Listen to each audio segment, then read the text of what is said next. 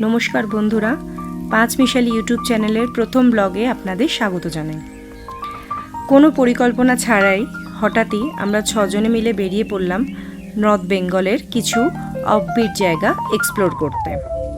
সেই মতো সোমবার রাত্রে শিয়ালদা থেকে কাঞ্চনকন্যা এক্সপ্রেস ধরে রওনা দিলাম নিউ মাল জংশনের দিকে। নির্ধারিত টাইমেই ট্রেন পৌঁছলো শিলিগুড়ি জংশনে।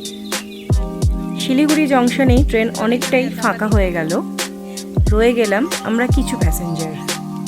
পরবর্তী গন্তব্য আমাদের নিউ মাল জংশন। চলে যাব।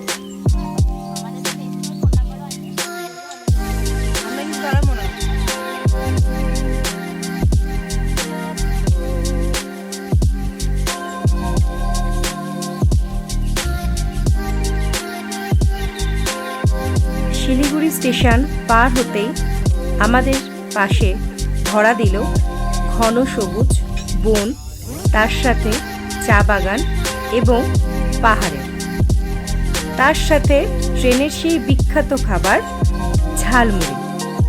তাই দিনের শুরুটা হলো আমাদের ঝালমুড়ি দিয়ে, আর সাথে উপভোগ করলাম ডুয়ার্সের জঙ্গলের কিছু অংশ।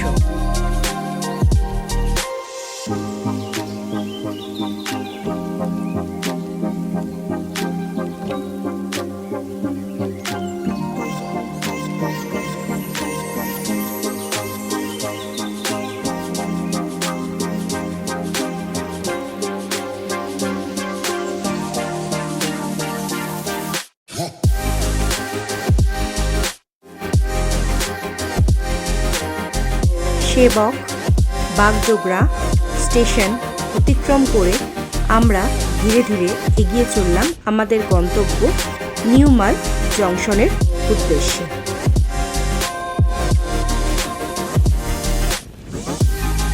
এরপরেই পার হলাম আমাদের সেই তিস্তা নদী। যদিও তিস্তা নদীর এখন অনেকটাই চড়া পড়ে গেছে, জল খুবই কম, তবু তিস্তা তো তিস্তাই, দেখে মনটা একেবারে খুশি হয়ে গেল।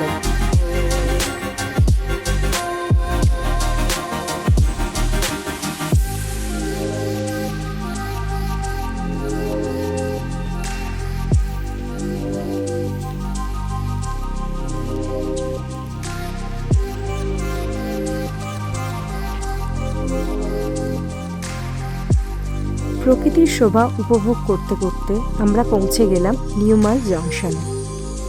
এরপর গাড়িতে উঠে বেরিয়ে পড়লাম আমাদের গন্তব্যের উদ্দেশ্যে। আমাদের গন্তব্য চারখোলা।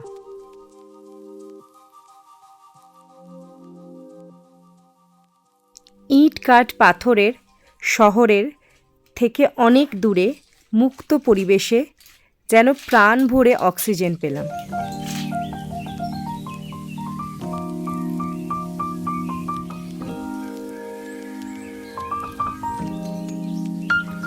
দুপাশের চা বাগান, পাইন বন, পাহাড় যেন আমাদেরকে দু হাত বাড়িয়ে স্বাগত জানাচ্ছে।